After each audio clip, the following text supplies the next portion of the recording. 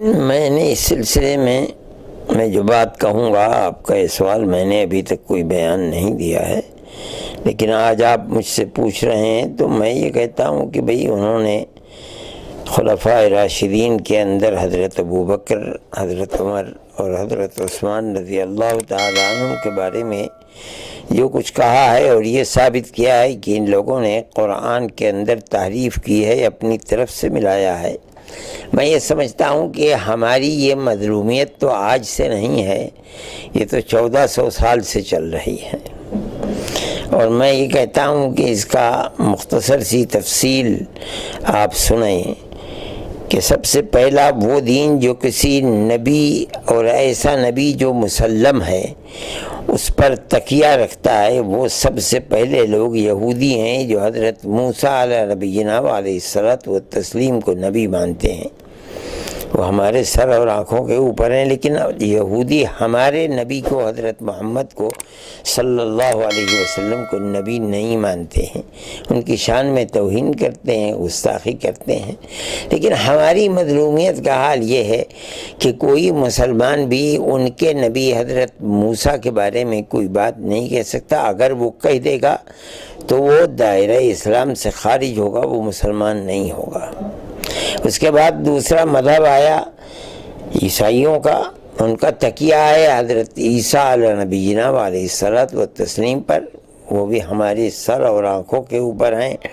اور ان کے سامنے ہمارا سر خمیدہ ہے، جھکا ہوا ہے، لیکن ہمارے رسول کو رسول نہیں مانتے۔ وہ لوگ طرح طرح کے کارٹون دنیا میں نکلتے رہتے ہیں، وہ عام طریقے پر عیسائی دنیا کی طرف سے نکلتے ہیں، ہم ان کے رسول کو کچھ نہیں کہہ سکتے، ہمارا سر تسلیم خم ہے اس کے سامنے، اس لیے ہم تو مظلومیت ہی کا شکار ہیں۔ اب اس کے بعد آئیے برادران وطن۔ برادران وطن کے سلسلے میں ہمارا قرآن یہ کہتا ہے کہ منہم من قصصنا علیک ومنہم من لم نقصص علیک لکل قوم ہاد، ہم نے ہر قوم کی ہدایت کے لیے آدمی کو بھیجا ہے،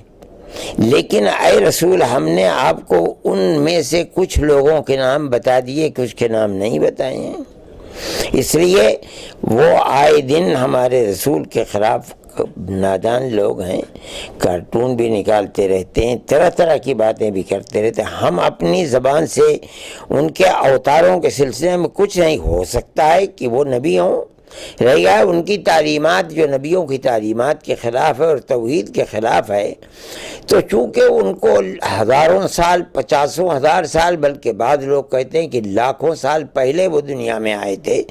تو زمانے کے گزرنے کے ساتھ جیسے یہودیوں نے اپنے نبی کی تعلیمات کے اندر شرک کو داخل کر دیا،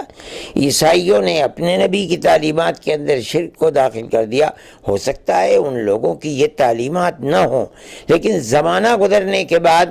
وہ تعلیمات بدل گئی ہیں، اس لیے ہم ایسی مظلومیت کا شکار ہیں کہ ہماری زبان بند ہے، ساری دنیا ہمارے خلاف ہے، لیکن ہم اپنی زبان سے ان کے پوروجوں کو کچھ نہیں کہہ سکتے۔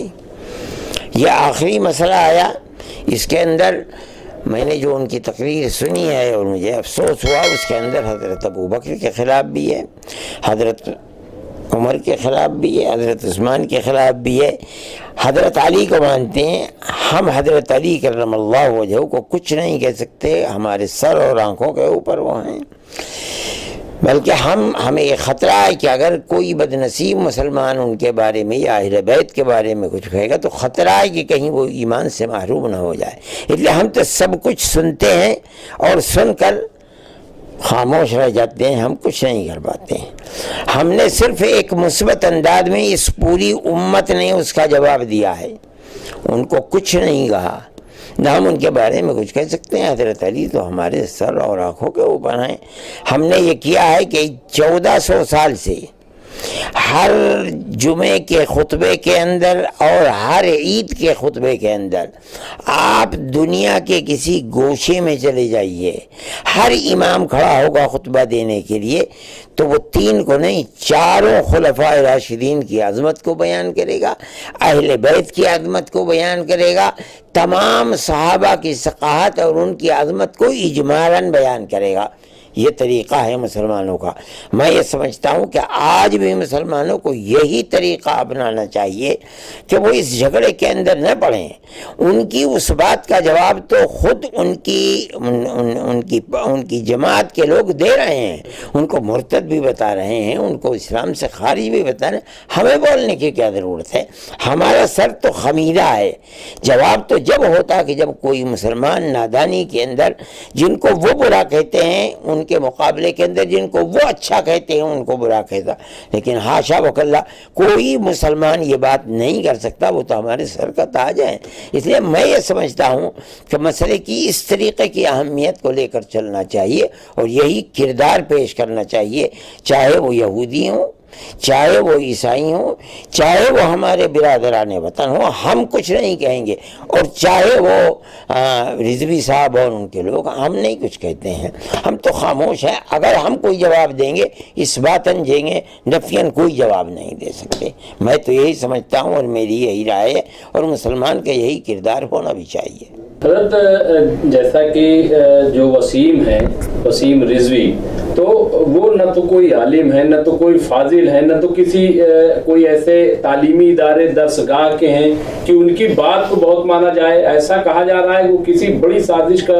شکار ہے، اور چونکہ وہ عہدہ چاہتے ہیں اور ان پر کئی مقدمات بھی ہیں، اس لیے ایسی حرکت کر رہے ہیں۔ اس پر کیا؟ میں یہی بات کہتا ہوں کہ اگر مسلمان اس سے صرف نظر کرے اور مثبت انداز کے اندر کہے، ان کے مقابلے کے اوپر کھڑا نہ ہو، تو میں سمجھتا ہوں کہ ان کی بات کا صحیح جواب یہ ہوگا، نہیں تو وہ جس سازش کی بنیاد کے اوپر کہہ رہے ہیں اس کا خطرہ ہے کہیں وہ کامیاب نہ ہو جائیں۔